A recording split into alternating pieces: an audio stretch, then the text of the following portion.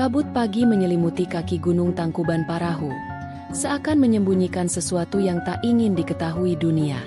Di balik dinginnya udara pegunungan, seorang arkeolog muda bernama Raihan melangkah perlahan. Matanya tak lepas dari peta tua yang digenggamnya. Ia bukan sembarang peneliti. Sejak kecil, Raihan dibesarkan oleh kakeknya yang selalu membisikkan kisah Sang Kuryang dengan nada berbeda, bukan sebagai legenda, melainkan sebagai bagian dari sejarah yang pernah disembunyikan. Di antara pohon-pohon pinus yang menjulang, Raihan menemukan batu berbentuk aneh, seolah bukan bagian dari formasi alam. Permukaannya datar, seperti pernah dipahat. Ia mengusap debu yang menempel dan tampaklah ukiran samar menyerupai pola bintang. Tapi bukan itu yang membuatnya terdiam. Di samping batu itu, ada goresan yang menyerupai tulisan kuno, mirip aksara Sunda namun memiliki bentuk tak dikenal. Ia memotret, lalu mengirim gambar itu ke seorang ahli epigraf bernama Ibu Raras di Bandung. Tak lama kemudian, ponselnya bergetar. Sebuah pesan masuk dari Ibu Raras yang hanya berisi 3 kata. Ini tidak wajar. Raihan merasa darahnya berdesir. Ia berjongkok, mengamati sekeliling. Tepat di bawah akar pohon besar yang mencuat dari tebing, terlihat celah kecil seperti pintu masuk gua. Ia mengintip, gelap, lembab, dan dipenuhi bau tanah basah. Tapi di sanalah, suara itu terdengar. Sebuah bunyi dentingan batu bertemu logam.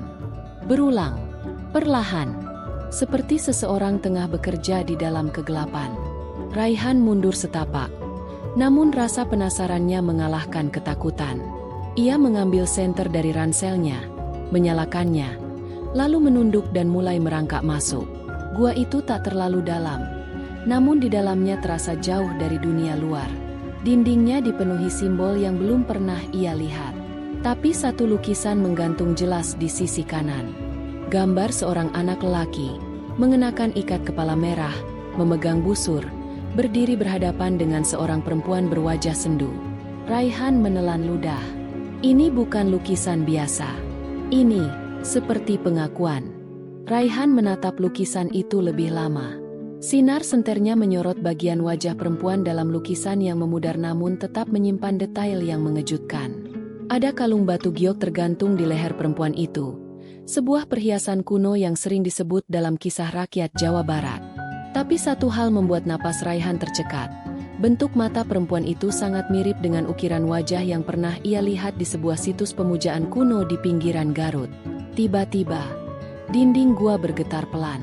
Tanah dari langit-langit mulai rontok, dan Raihan mundur beberapa langkah. Tapi ia tidak berani keluar. Bukan karena takut tertimpa reruntuhan, tapi karena matanya terpaku pada sesuatu yang tersembunyi di balik lukisan itu. Ada celah kecil seperti kotak yang tertanam di batu, seolah menunggu seseorang untuk membukanya. Ia mengulurkan tangan, dan dengan hati-hati mendorong batu itu ke dalam. Terdengar bunyi klik, dan dinding gua perlahan membuka ke ruang yang lebih dalam. Raihan ragu, tapi rasa penasaran memaksanya terus maju. Ruang kedua lebih besar, dengan lantai tanah yang tampak pernah dipijak banyak orang. Di tengahnya berdiri sebuah meja batu dan di atasnya, sesuatu yang tampak seperti gulungan naskah terbungkus kain tua. Raihan membuka kain itu perlahan. Naskahnya rapuh, tapi sebagian tulisannya masih bisa dibaca. Ia mengenali pola huruf kuno mirip aksara Kawi. Dalam keremangan cahaya, ia membaca kalimat pembuka dengan suara bergetar. Wanci ieu carita nu kudu disumput keun. Saat ini kisah ini harus disembunyikan. Kalimat berikutnya membuat Raihan hampir menjatuhkan senter. Naskah itu menuliskan silsilah keturunan dari seorang perempuan bernama Dayang Sumbi. Tapi yang mengejutkan adalah nama di bawahnya, Tumaritis bin Dayang Sumbi, Sang Kuryang. Raihan membeku. Nama itu bukan sekadar dongeng. Ini adalah arsip. Dan jika naskah ini benar, maka legenda yang selama ini hanya diceritakan turun-temurun, mungkin berasal dari kisah nyata. Tiba-tiba terdengar suara langkah dari luar gua. Raihan mematikan senter dan menahan napas. Suara itu mendekat, lalu berhenti tepat di mulut gua. Dalam hening, ia bisa mendengar hembusan napas seseorang atau sesuatu. Raihan menahan napas. Cahaya dari luar gua sempat merembes, menampakkan bayangan seseorang berdiri diam di pintu masuk. Senter sudah ia matikan, dan ia hanya bisa mendengar detak jantungnya sendiri yang berdentum di telinga. Langkah itu tak terdengar lagi. Siapapun itu, ia tahu Raihan ada di dalam. Beberapa menit berlalu tanpa suara. Raihan perlahan melangkah mundur, membawa naskah dan kain tua itu dalam pelukan. Tapi saat ia berbalik untuk kembali ke ruangan pertama, seseorang sudah berdiri di ambang batu. Sosok itu mengenakan jubah hitam panjang, wajahnya tertutup tudung, namun suaranya lirih saat berbicara. "Kau sudah membukanya." Raihan terkejut, tapi tak ada amarah dalam suara itu. Justru terdengar seperti kelelahan, seperti seseorang yang telah menunggu terlalu lama. "Siapa Anda?" tanya Raihan, setengah berbisik. Orang itu tidak menjawab, melainkan mengangkat tangannya dan menunjuk ke arah naskah. "Itu bukan hanya catatan, itu pengakuan. Dan kau sekarang telah membawanya keluar dari tidur panjangnya." Raihan mulai merasa dadanya sesak. Ia mencoba mengatur napas sambil mencari jalan keluar dari gua itu. Tapi sosok itu perlahan mendekat dan mengeluarkan sebuah benda kecil dari balik jubahnya. Sebuah liontin. Warnanya kehijauan, mirip batu giok, dan bentuknya persis seperti yang dikenakan perempuan dalam lukisan. "Saya keturunan penjaga garis darah itu," ucap sosok itu. "Kami ditugaskan untuk memastikan kisah ini tidak pernah keluar. Karena terlalu banyak yang bisa berubah jika dunia tahu siapa sebenarnya Dayang Sumbi dan apa yang sebenarnya terjadi pada anaknya." Raihan menelan ludah. Tangannya gemetar memegang naskah. Ia belum mengerti sepenuhnya maksud dari kalimat itu. Tapi satu hal kini pasti, legenda Sang Kuryang bukan hanya cerita rakyat yang didongengkan sebelum tidur. Di balik kisah tentang anak durhaka dan perahu terbalik, tersembunyi rahasia yang telah dilindungi berabad-abad. Sosok itu lalu menoleh sejenak, mendengarkan sesuatu dari luar. "Mereka datang," ucapnya pelan. Raihan bingung. Siapa yang datang? Namun tak ada jawaban. Sosok itu sudah menghilang di balik lorong batu, meninggalkan Raihan sendiri bersama naskah dan gemuruh langkah kaki yang mendekat dari kejauhan. Raihan melompat keluar dari gua dengan napas terengah. Cahaya pagi mulai menembus celah pepohonan, tapi hawa sejuk tak mampu menenangkan detak jantungnya yang memburu. Naskah tua ia simpan dalam tas punggung, dilapisi kain untuk melindunginya dari udara lembab. Langkahnya terhenti saat mendengar suara benturan keras dari belakang, seperti batu dijatuhkan. Suara langkah kaki menyusul, cepat, berat, dan pasti bukan hanya satu orang.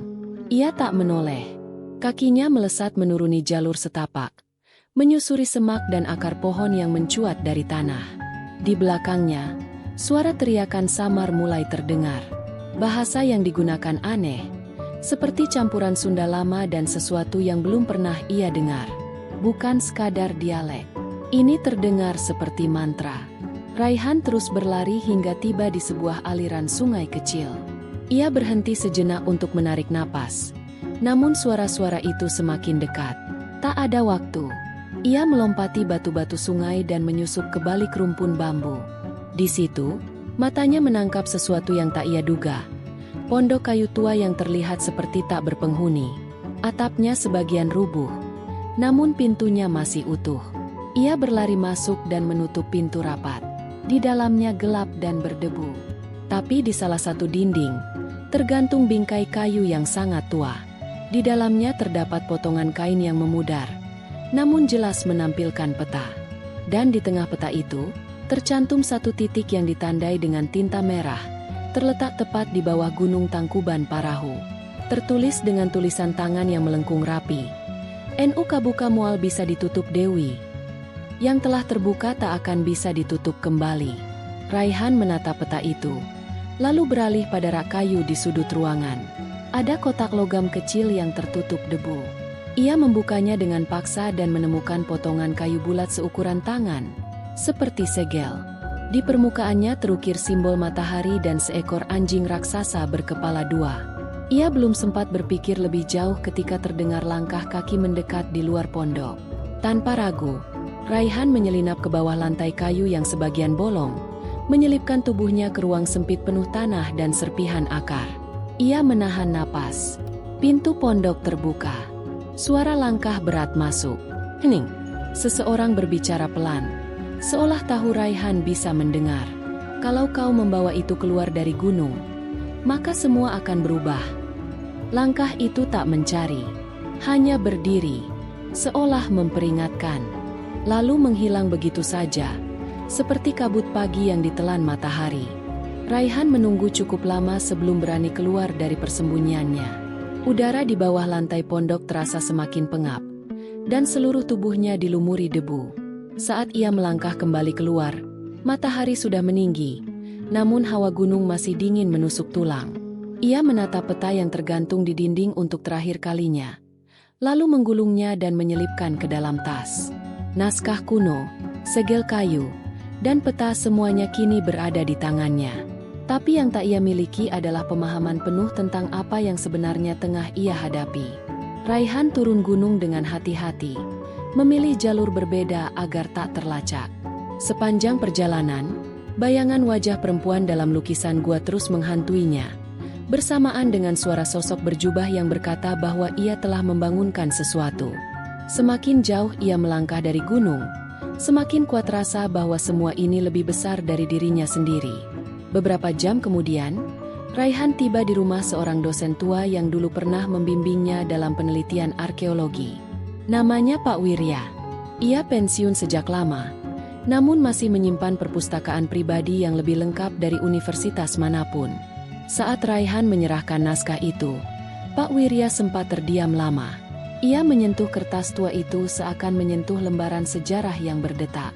Matanya menelusuri aksara satu demi satu, sebelum akhirnya bergumam, "Aku pernah dengar tentang ini, tapi tak pernah ada bukti. Tidak pernah. Sampai sekarang." Ia membuka lemari besi kecil dan mengeluarkan buku catatan usang, berisi salinan cerita rakyat kuno yang tak pernah dipublikasikan. Di salah satu halamannya, tertulis ringkasan lisan yang menyebut nama yang sama, Tumaritis.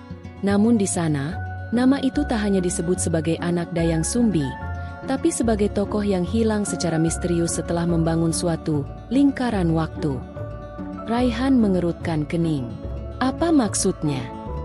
Pak Wirya menatapnya dalam-dalam. Ada teori kuno yang menyebutkan bahwa Sang Kuryang bukan hanya berusaha membangun perahu untuk menaklukkan waktu malam, tapi sebenarnya ia sedang menciptakan alat untuk kembali ke masa sebelum ia dilahirkan. Raihan menggeleng, tak yakin ia mengerti. Pak Wirya membuka halaman lain. Gambar lingkaran dengan 7 titik mengelilinginya muncul di sana. Sangat mirip dengan simbol yang ada di segel kayu yang Raihan temukan.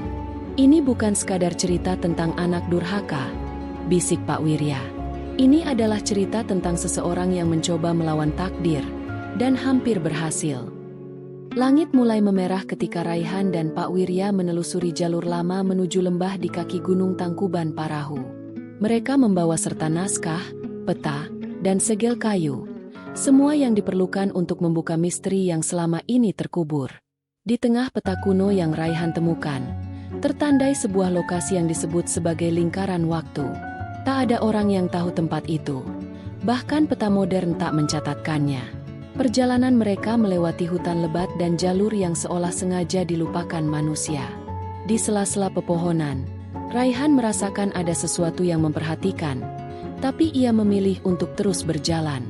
Mereka tiba di sebuah dataran tinggi tersembunyi, dikelilingi batu besar yang tersusun seperti cincin.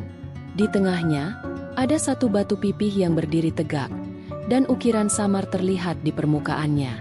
"Ini dia," gumam Pak Wirya. Suaranya nyaris tak terdengar. Raihan mendekati batu itu dan mengangkat segel kayu. Saat ia mendekatkan segel ke permukaan batu, ukiran pada batu mulai bersinar samar, seolah merespons benda yang dibawanya. Pak Wirya menjauh perlahan. Wajahnya berubah tegang. "Lanjutkan," katanya. "Letakkan segel itu di tengah lingkaran." Raihan menuruti.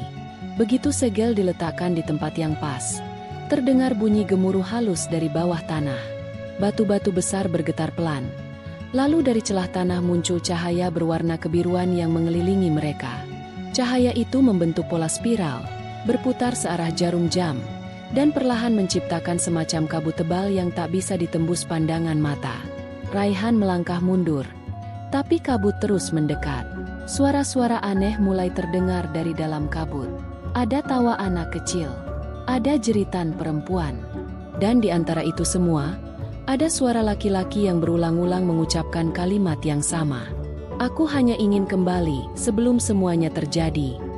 Pak Wirya tampak pucat. Itu suara Sang Kuryang. Raihan menoleh padanya. Matanya melebar. Pak Wirya mengangguk. Lingkaran ini tak pernah selesai. Ia gagal menyatukannya. Tapi sekarang kau membawa semua bagiannya. Raihan mulai merasakan tekanan di dadanya. Kabut menyentuh kulitnya seperti hawa dingin yang tak alami. Lalu, dari dalam pusaran itu, muncul sosok, setengah bayangan, setengah cahaya. Seorang pemuda dengan mata menyala dan wajah yang mirip dengan lukisan Sang Kuryang yang selama ini hanya dilihat di buku legenda. Sosok itu menatap Raihan, lalu perlahan mengangkat tangannya. Di telapak tangannya muncul cahaya kecil, dan waktu di sekitar mereka seolah berhenti. Waktu benar-benar membeku. Angin berhenti bertiup.